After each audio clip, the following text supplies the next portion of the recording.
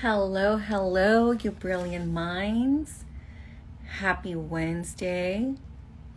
Okay, so today I wanted to stop by because I want to talk about anxiety. I want to have a really serious conversation about anxiety because I am getting more and more clients coming in struggling with feelings of, the fast, the racing heartbeat, the overbearing thoughts, the free zone. They're not able to hit their goals because they can't even get out of bed.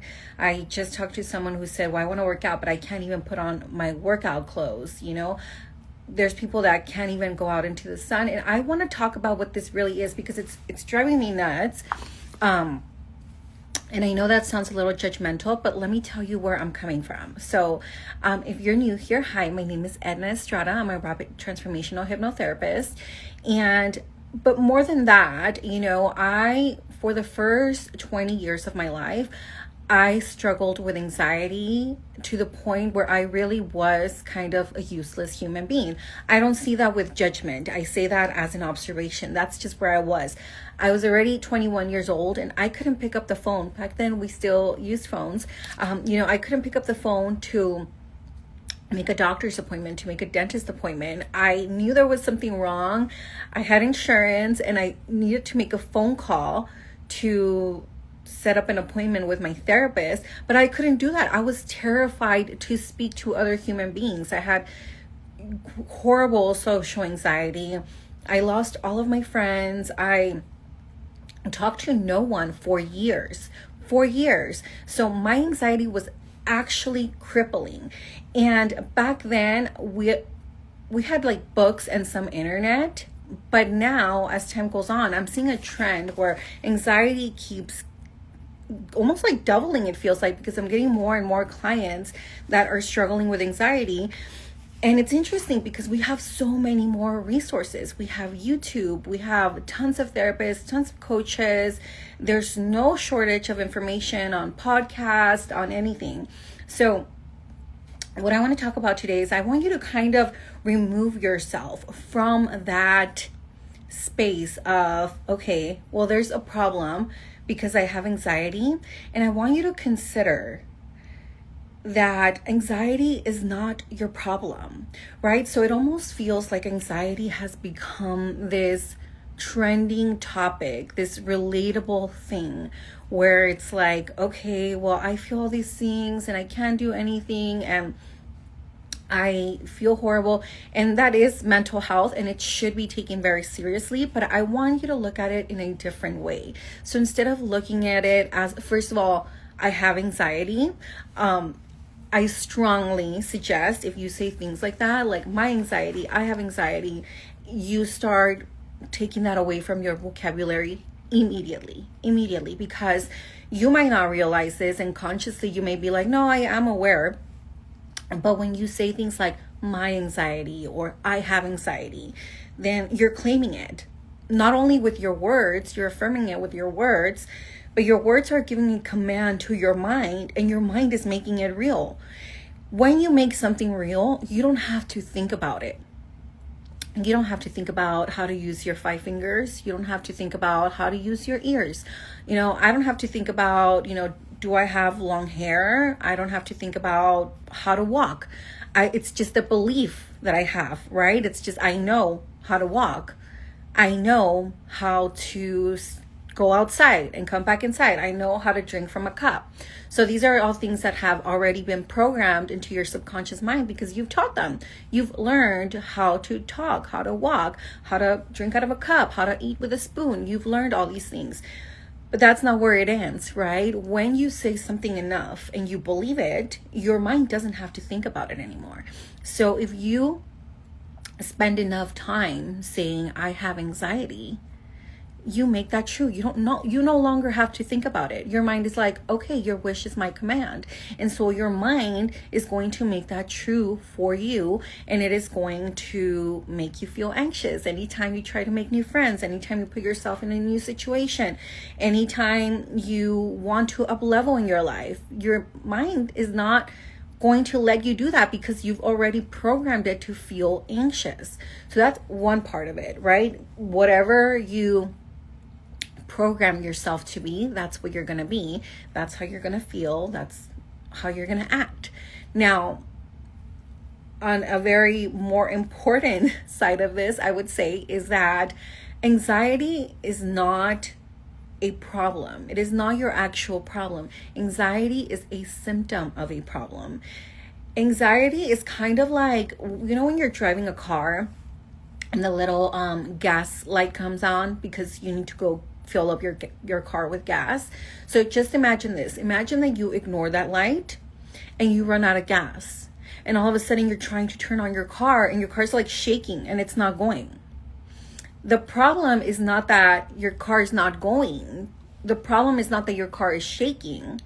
The problem is that your car doesn't have gas. When you address the real problem, the symptoms are going to be gone. Your car, you're going to turn on the key, the engine, and your car is going to go. Your anxiety is that little light telling you something is out of alignment. This is a really, really, really, really good thing, because I want you to imagine that you didn't have that little light in your car and you didn't know when your car was about to run out of gas. We would have probably a lot more cars on the road that ran out of gas, right? I mean, you might be able to eventually be like, okay, I run out of gas every 3 days, so I have to put gas every 2 days or whatever. But, for the purposes of this mental illustration, let's be grateful for that light. Aren't we so grateful that, isn't it such a good thing that our cars have those lights that tell us when there is a problem that needs to be checked in the vehicle? So your anxiety is that light going off in your body, right? It is telling you, okay, something is out of alignment here. Something needs to be looked at. And that's a really good thing, because that means that that thing that you're feeling is ready to come up ready to come up from your subconscious mind to your conscious mind so that you can fix it. So when you start to feel those feelings of, oh my God, I'm starting to feel really worried about X, Y, and Z. I'm starting to feel really stressed out about this. I'm starting to remember things that are making me feel sad or angry or worried. That is your mind telling you. Like, have you ever seen in the restaurants when they're like, someone's eating at a diner and they have that little bell that goes ding, like ding, ding, ding, the food is ready? That's kind of like your brain doing that, like ding, order's ready for you to look at it. So let's say, for example, you keep thinking about something that happened in the past, and that memory kind of runs your mind, right? It's like, oh my gosh, I remember when my mom used to be so mean to me, or I remember when someone hurt me. If your mind keeps playing that over and over and over, that means that it is ding, ready for you to address it. Because if it wasn't ready for you to address it, you wouldn't even remember it. You wouldn't even know that it was there. It would just be running your programming, and you would be living this life of fear, and you would have no idea why.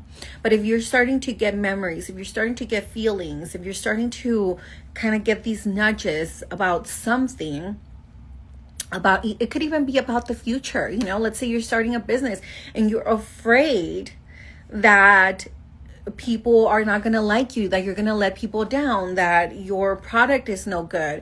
All these thoughts are coming up into your conscious awareness because they are now ready to be looked at so that you can heal them. How do you heal them, right? That's probably your next question. So if the problem is not the anxiety, if the problem is not the racing heart, the lack of energy, the always being tired, if the problem is not you being unable to make friends, if the problem is not that you keep self-sabotaging or procrastinating because of your anxiety, then what is the problem? Well, the problem is being shown to you by the things that you are worrying about, right? And those things that you are worried about, those images that keep popping up in your head, they're the ones that are running the show. But the good news is that, your beliefs are yours to change. Your mind is yours to change. So if all those things are bubbling up to the surface, now you get to say, that's interesting, right? Instead of judging yourself, instead of saying like, damn, why am I struggling with this still? damn, why am I still so upset? Like, why can't I let this go? Why can't I forgive? Why did that happen to me? Why are people like this? Instead of using your imagination to run off like an unattended toddler, you get to say, okay, that's interesting. I don't like that. I don't like that. And I'm allowing this thought to stay and to create this image in my mind that is making me feel something. And these feelings are making me act a certain way. And these actions are giving me these results that I don't like. So that's interesting. How do I change that? So instead of allowing your emotions to control you, right, to dictate your life for you, you get to say, let me think about something better. Let me use my imagination to create something different. Because if you're allowing yourself to go back to the past over and over and over and over in your imagination, and you're allowing that to dictate your life, that's just your imagination. The past is in the past. It's no longer real. And you get to decide, well, okay, I'm going to have to do some hard work. Maybe I'm going to have to forgive someone, bless and release someone. Maybe I'm going to have to really heal that part of me. Or, if you're thinking about the future, then you're going to have to say, like, okay, why am I creating that future if that's not the future I want? If it's just in my imagination, why am I allowing those pictures to create those emotions inside my body? And then you get to say, well, I don't want that. Let me let that go. Let me imagine something that I do like, so that I can feel feelings of excitement and inspiration and creativity. And then I get to, take action from that place. And then I get to see those results. Okay, so let me go back for a second just to let you know that is what anxiety is. At the end of the day, anxiety is your imagination on toddler mode, right? It's worried about the past, it's worried about the future, and it is just a programming that you have accepted, that you've said, okay, I am going to allow myself to remember the past over and over and over. So imagine this, okay? If you've ever burned your hand in a stove, when you get near a hot stove, you have to be careful, right? Your subconscious remembers that. So it's like, don't touch the hot stove. You're going to get burned, right? So what anxiety is basically you always obsessing over the stove or stove-like objects. So let's say that you have burned yourself in the stove, but instead of being careful around the stove when it's hot, now you've taken in every single piece of information of that stove. So the heat, the metal, any plastic, the knobs, the color of the stove. And you took on all these different parts of the stove. And now in your outside world, you're constantly afraid of things that resemble that stove. So you're afraid of the heat, you're afraid of the sun, you're afraid of a hot computer, you're afraid of the doorknob in your door because it's metal. And so now your mind is saying, oh my gosh, we have to be super careful with anything that has to do with anything that looks like a hot stove, right? We have to be prepared, because being prepared equals survival, because your mind's job is to keep you alive and to keep you safe. So that feels a little ridiculous, right? It feels like, no, I don't have to worry about all these things that remind me of a stove. I just have to be careful around the hot stove. So with anxiety, it's very similar. Something might have happened to you in the past, and now your mind collected all this information from the past, and now it's ultra hyper aware of anything in the present. But not only that, now it's thinking about the future. Well, what could go wrong in the future? All these things could go wrong in the future, and therefore it will scan your environment, and anything that feels like it might lead to that dangerous future, your mind is like blocking it out. And in the present, even if you try to be present, you might be scanning your environment and just like judging people, just looking them up and down like, oh, that girl's up to no good. Oh, that guy can't be trusted. Oh, that situation, no, I don't like it. And so you're just completely blocking out life because you are protecting yourself from danger. And that's good. That's really good, right? So we love anxiety for that. We love that it's worrying about us and that it's protecting us and that it's keeping us alive. But when you didn't learn how to properly train that anxiety, you should have been taught how to train that when you were a child. But most adults were never taught. So how can they teach something that they never learned? You were supposed to learn that anxiety is just an indicator of misalignment, right? It's just an indicator that your mind is stuck somewhere out there, and you in your body, you want to create something else. And so there's this misalignment because your mind is busy worrying about everything. Again, it's an untrained toddler, and you want to be over here making a lot of money, making a lot of friends, having the best marriage ever, having the fittest body of the summer, whatever your goals are. And you can't make them happen because your mind is all over the place. So that's all it is. So anyway, today I wanted to stop by because I don't know if you know this, but I am hosting a free 5-day, I call it an anxiety cleanse. It's an anxiety cleanse because over the 5 days, I'm going to be talking about this. So what is anxiety? What is really going on in your mind when you are anxious? I'm going to do a hypnotherapy session, a hypnosis session on figuring out what that true reason is. So remember earlier, I talked about anxiety is not the problem. Anxiety is a symptom of the problem. So what is the real problem? Well, I don't know. The problem is different for everyone in the world, right? Every single person has their own unique reason for their anxiety. So I'm going to do a quick hypnosis session on you so that you can figure out and ask that part of you, why are you really here? What are you protecting me from? Are you punishing me for something? Like, what is it? Just tell me so that I can heal it and so we can change course.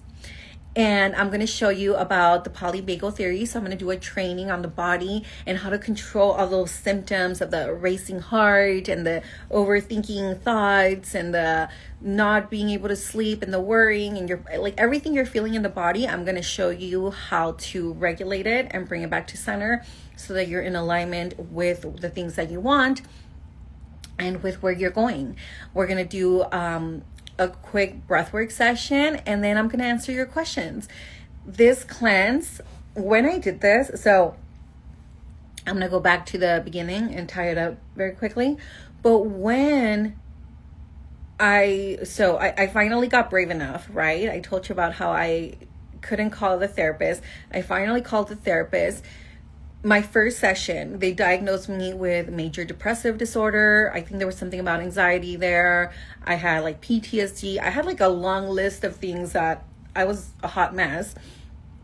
And they immediately put me on medication. I think it was Zoloft, and they put me on some insomnia medication. And I went and I picked up the medication, and I was kind of relieved. When I had talked to the therapist, I had this sense of okay, now I have someone to talk to. I did it. I was able to make it this far. I'm going to get medication.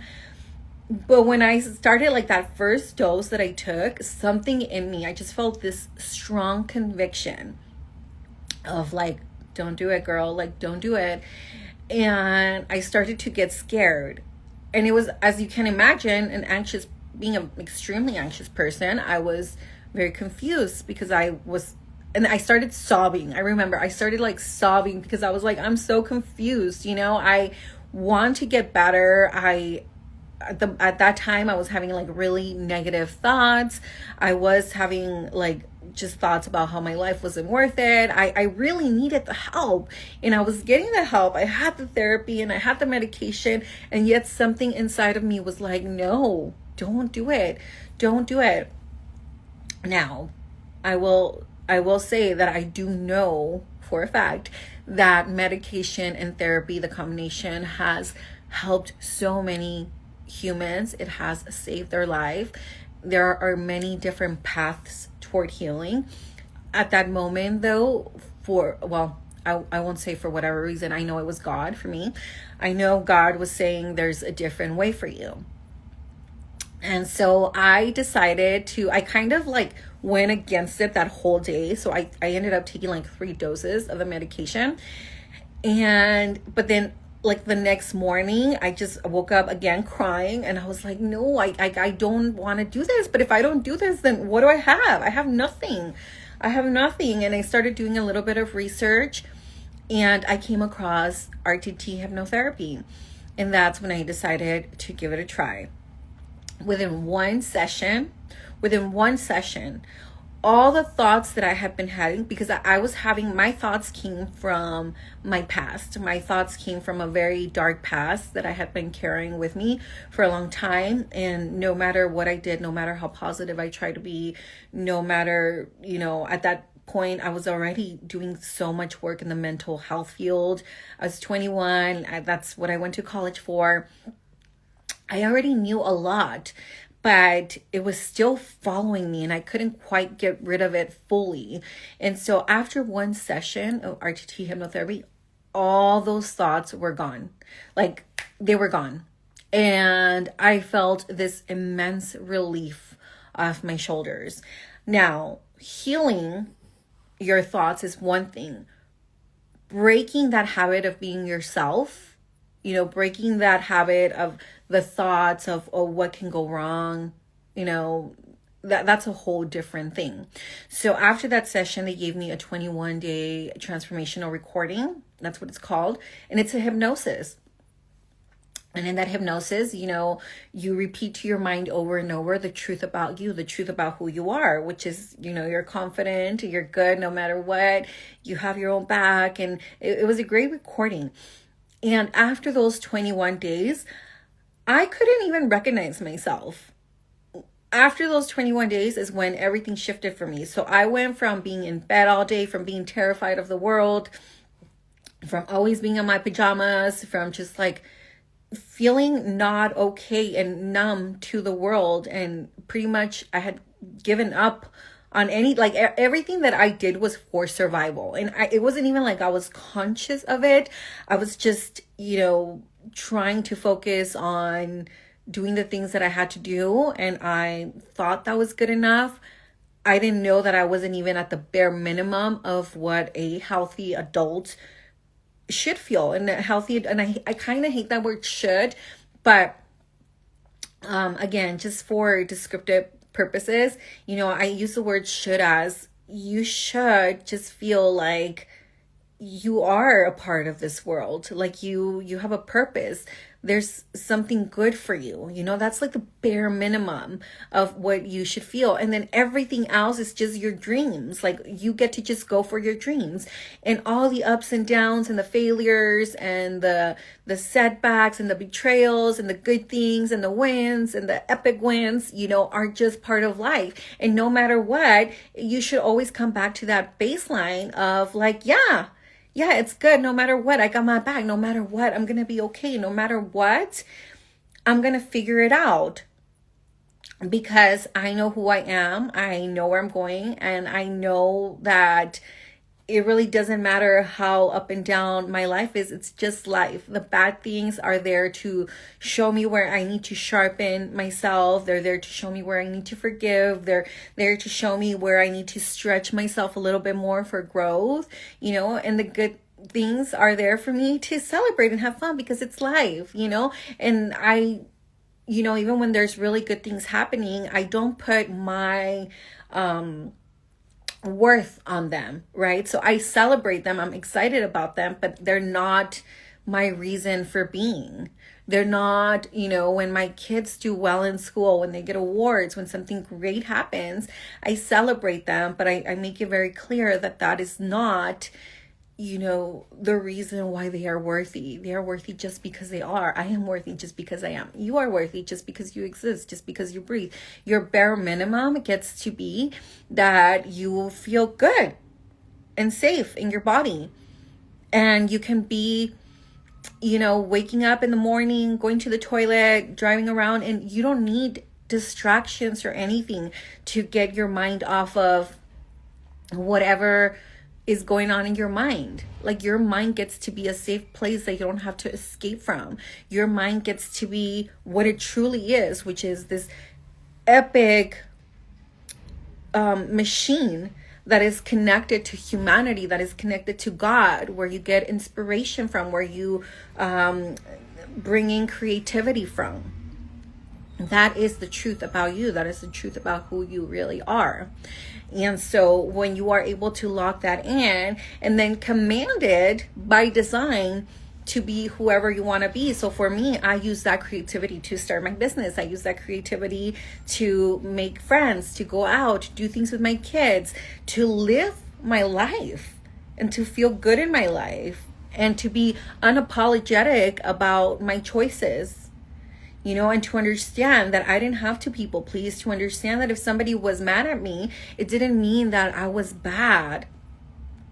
It just meant that, you know, they saw something in me that was triggering, and that was for them to figure out. And I don't have to get mad at them. I don't have to have a reaction. I don't have to be upset with them. I don't have to let it mean something about me.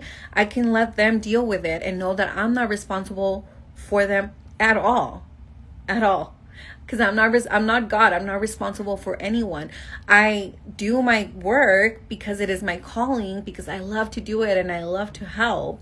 But that comes from me, from my source of inspiration, from my source of creativity, from my being. And I give freely without any attachment to anyone. Right? And if someone needs help, of course, I'm willing to say, yes, I will help you. Simultaneously, I know that I respect them enough to let them make decisions for themselves and to get their own results based on what work they're doing. Okay, so that was a little bit of a tangent, but yeah, that was the before and after for me. So I was a completely anxious person that couldn't even make one phone call to a person that had a decision to make. Oh my gosh, I'm finally getting the help I need, but I'm feeling this strong conviction of, I don't think this is my path. She's trying out RTT hypnotherapy and completely letting go of my past, of any fears of the future, and changing the images in my mind so that I could feel different feelings and think different thoughts and make different decisions and get different results. And so that's what I want to show you how to do. So if you want to come join us, the challenge is still up. Excuse me, not the challenge, the cleanse. The cleanse is still up. Just comment the word files. Okay, comment the word files or go to the link in my bio. The link is there, and the first 2 days are already up for you to watch. So they're available. You can catch up now. I would love to see you there. And if you want to get rid of your anxiety, just remember that it is pretty easy, because anxiety is not your problem, right? If you can figure that out, I'll leave you with this, okay? If you can figure out that anxiety is not the problem and that you have to go to the root of the problem to fix it, you are going to get rid of it so fast. But if you keep trying to heal the anxiety, if you keep trying to go on your walks and to do your bubble baths and drink your teas and do whatever it is that you do, all these things to kind of mask the anxiety, it's going to be a lot harder, because you're going up against the strongest machine in the entire world, which is your mind. And the analogy I've been using is that you going up against your mind consciously is kind of like the Hulk going up against a toddler, right? Like, the Hulk is gonna win, you know? So if your mind has been programmed to protect you from something, you're not gonna beat it. Like, you can try to mask it, you can try to ignore it, but you're still going to feel those feelings of like, I think there's something wrong. I think something is not right here, because your mind is keeping you alive. It's doing a good job. It's doing the right thing, pertaining to how you've programmed it. So if you want to get rid of the anxiety, you just have to change the programming. So work smarter, not harder. Okay, so I will leave you with that. Again, comment files or go to the link in my bio to join us in the anxiety files, the 5-day anxiety cleanse. I hope to see you there. I love you so much. Bye.